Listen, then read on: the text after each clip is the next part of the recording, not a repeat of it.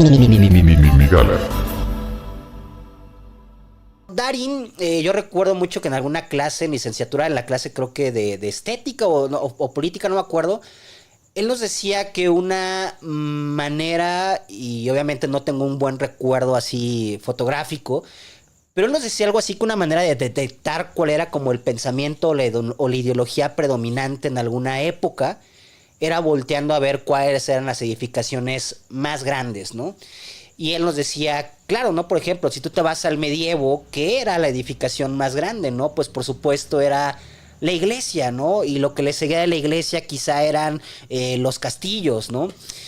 Donde vivían justamente como los reyes, ¿no? Pero esto nos habla justamente de la ideología dominante, ¿no? Es decir, de todas estas ideas a partir de las cuales se filtra todo lo demás, ¿no? Es decir, la ideología principal dominante era la iglesia y entonces todo pasaba por la iglesia, no pasaba la educación, pasaba el gobierno, pasaba la economía, pasaba la educación, todo pasaba y estaba filtrado justamente por este eje regulador del pensamiento religioso. Y él decía, claro, si nosotros nos vamos hoy en día al presente, sería como hacernos la pregunta de cuál es el edificio o la edificación más grande, ¿no? Y entonces, claro, podemos pensar como en cualquier edificio de Arabia Saudita, que ya no sé cuáles son ahorita el edificio más grande. No lo sé, no Ya voy le a... ganaron al Burj Khalifa, ¿no? Creo que sí. Pero debe ser por allá, ¿no? Pues siempre hacen trampa, es como el Burj Khalifa, Y pero le le ponen ganan como por una antena, ¿no? Y bueno, y claro, volvemos a ver esto, es como de que, ok, ¿a quiénes pertenecen, no? A petroleros, ¿no? ¿Y cuál es lo que motiva a estas compañías? Pues el dinero, ¿no? Es decir, y mucho hoy en día de lo que sucede, así como en el pasado estaba filtrado por la iglesia, hoy está filtrado por el dinero, ¿no?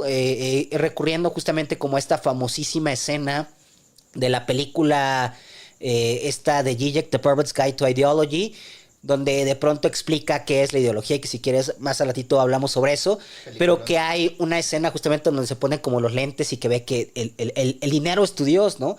Es eso, ¿no? Es decir, ha habido un cambio. El Dios antes era el Dios de la religión judeocristiana y hoy estamos siendo...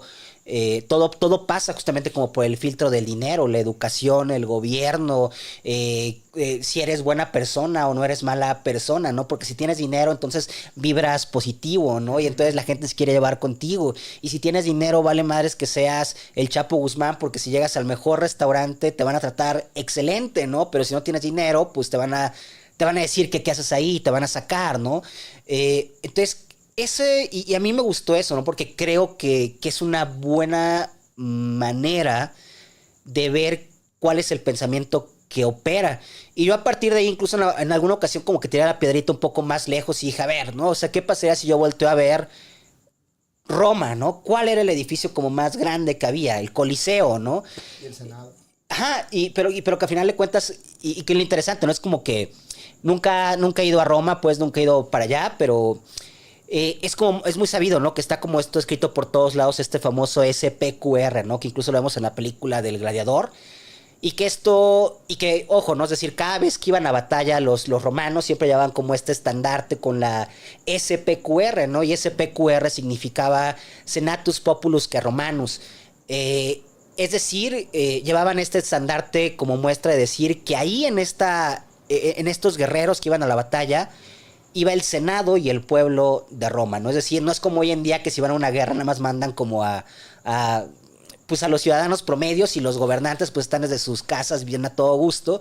No, en aquel momento tenían que ir todos, ¿no? Porque ¿qué es Roma? Roma es el Senado, pero también es el pueblo, ¿no? Y donde se unían estas dos personas, estas dos clases sociales, en el Coliseo, ¿no? Entonces, claro que dije, claro, ¿no? O sea, make sense como esta cosa que nos decía Darin McNabb, que me parece como un buen barómetro como para medir un poquito, tantear la ideología predominante. Tuve el mismo pensamiento mientras miraba a la Ciudad de México desde el castillo de Chapultepec. Porque además tuve la idea de cómo salirme de mis propios sesgos. Porque yo siempre veo Reforma y digo, pinches bancos midiéndose el pito. Y paso ahí mira, pinches bancos ahí midiéndose el pito. Y entonces estaba ahí en el edificio, en el castillo de Chapultepec, con una amiga. Y mi amiga lo vio y dijo, mira, pinches bancos midiéndose el pito. Y le digo, no, están midiendo la capacidad de coordinar acción humana. Ah. Del mismo modo que antes la nación-estado tuvo que traer un chingo de piedras para acá y construir este edificio que era el más alto de México, también haciendo trampa encima de una montaña, si hasta yo. Pero del mismo modo, ahí mismo en Reforma puedes ver, hay una iglesia, pero esta iglesia está pues chaparrita en comparación Claro. con los edificios del BBVA y demás. Entonces, la iglesia católica tuvo la mala suerte de que ocurrió antes de la revolución industrial, pero el capital tiene... Ahorita hablamos acerca de las cosas que conforman a la ideología, pero sí te habla acerca de que tiene capacidades extraordinarias de mover materia, de coordinar acción humana. Ya sea por medio del hambre, ya sea por medio de los incentivos, ahorita vemos, pero sí, puedes ver ahí como en pocos años, además, antes tomaba siglos construir una catedral, había gente ahí que ponía piedras que después sus nietos iban a terminar, ¿no? Pero actualmente, ¿cuánto tomó esta torre? ¿5 años? La del BBVA. Creo que sí, o sea, sí, no sé, pero fue rapidísimo, ¿no? La verdad, Rapidísimo. con la que construían estos edificios, que de pronto te asomas y dices, ah, cabrón, ese edificio no lo había visto, ¿no? Ese edificio no estaba durante la pandemia y ahorita está, ¿qué pedo, no? Sí. Y no es normal, ¿sabes? O sea, ¿por qué gastaríamos capital en reinvertirlo y generar más capital? Y luego esa ganancia reinvertirla y generar más capital. Cuando lo que ha hecho la gran mayoría de la gente toda la vida ha sido, ah, ok, hago suficiente dinero para vivir bien. Y como Darin McNabb, me voy a un lugar hermoso del mundo, me dedico a mis pensamientos, me dedico a mis ideas, ya no tengo que trabajar, ya tengo todas mis necesidades resueltas. Y se van a hacer eso, simplemente van y... David Graeber en su libro Deuda habla acerca de qué tipo de personaje se necesita para darle vida al capitalismo. Y hablaba acerca de que el capitalismo, pues, era el modo de producción que tenían algunos comerciantes, pero no había llegado hasta este nivel. Tuvo que encontrarse con una población como los puritanos ingleses que corrieron de Inglaterra y que se fueron a los Estados Unidos porque eran demasiado puritanos para los puritanos de Inglaterra y que llegando allá tenían esta ideología moral acerca del trabajo como algo que purifica el alma y acerca del placer como algo pecaminoso y malvado. Entonces, si utilizabas tu dinero para festejar y celebrar que estás vivo, pues estás cometiendo pecado. Claro. Lo único piadoso que puedes hacer, lo único correcto es reinvertirlo y seguir trabajando. Y así ad infinitum.